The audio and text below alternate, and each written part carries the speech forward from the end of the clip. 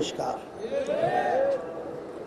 এখানে বর্তমান অন্তর্বর্তীকালীন সরকার তার প্রধান পরিষ্কারভাবে বলেছে যে ৩টা মৌলিক দাবি বাস্তবায়নের পরেই এদেশ সুন্দর হওয়ার প্রক্রিয়া, এইটাই সে আমাদের কাছে ব্যক্ত করতে চেয়েছে। এর ভিতরে একটা হলো সংস্কার এবং খুনি গুমি টাকা পাচারকারীদের দৃশ্যমান বিচার, আর এরপরে হলো জাতীয় নির্বাচন। আমি অন্তর্বর্তীকালীন সরকারকে বলবো, আপনি বলেছেন এটার পরেই জাতীয় নির্বাচন, কিন্তু সংস্কার কি হয়েছে? আচ্ছা, দৃশ্যমান বিচার হয়েছে?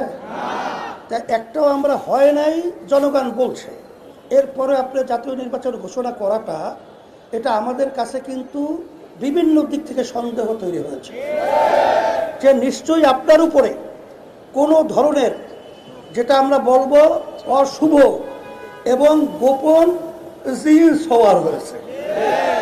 সেই জিনের নাম আমরা বলতে চাই না, কিন্তু আপনি অন্তর্বর্তীকালীন সরকার সম্মানিত প্রধান ডক্টর ইউনূস সাহেব, আপনি জেনে রাখেন যে বাংলাদেশ যখন নাকি একটা অশান্তির আগুন সর্বত্র ধাউ ধাউ করে জ্বলছিল, তখন কিন্তু ছাত্র জনতা তখন তারা রাস্তায় নেমে এসেছিল এই অন্যায়, এই বৈষম্য এবং এই খুন খারাপি থেকে দেশকে মুক্তি করার জন্যে।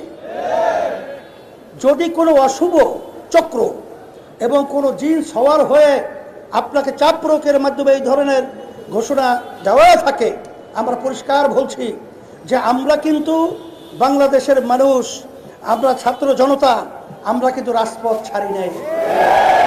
আমরা কিন্তু রাজপথে আসি যতক্ষণ পর্যন্ত আমাদের এই দেশ সুন্দর না হবে, আমাদের কাঙ্ক্ষিত সংস্কার বাস্তবায়ন না হবে, যতক্ষণ পর্যন্ত বিচার খুনিদের দৃশ্যমান না হবে, ততক্ষণ পর্যন্ত পূর্বের নিয়মে এই নির্বাচন বাংলার জমিনের ভিতরে হতে পারে না, হতে দেওয়া হবে না।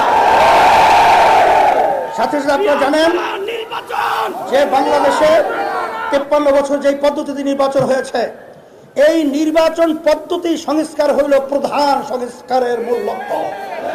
সেই সংস্কারটাই হলো 91 দেশের মতো, যেখানে পিআর পদ্ধতি নির্বাচনের মাধ্যমে সেই দেশ রাজনৈতিক অশান্তি, অরাজকতা, খুন খারাপি অনেকাংশে সুন্দর পরিবেশ তৈরি হয়েছে।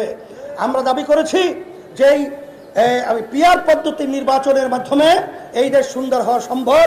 পেশি শক্তি এবং কালো টাকার দৌরাত্ম্য এবং বিভিন্ন পর্যায়ে যে গুন্ডাদের তাণ্ডব, এটা বন্ধ হওয়ার একমাত্র পদ্ধতি হলো পিআর পদ্ধতি নির্বাচন।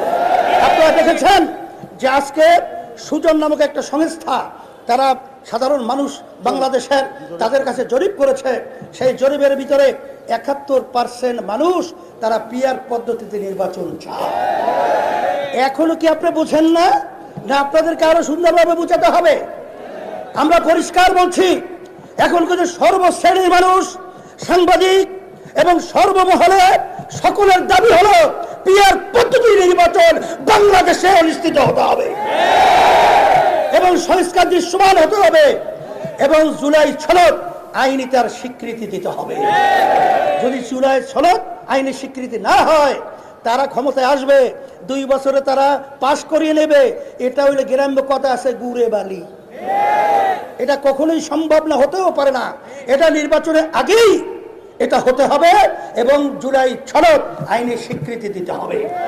সেই লক্ষ্যে আপনাদের সকলকে উদাত্ত আহ্বান জানাচ্ছি, আসেন এই টেন্ডারবাজি, চাঁদাবাজি এবং এই খুনি এবং এই বাংলাদেশকে অশান্তি যারা করে, এবং এক কথায় বলবো বিদেশের যে আধিপত্য বিস্তার রোধের জন্য একমাত্র বাংলাদেশে সুন্দর করা পদ্ধতি এবং মানুষ সর্বদিক থেকে সুন্দর পরিবেশ তৈরির জন্য পিআর পদ্ধতিতে নির্বাচন হতে হবে।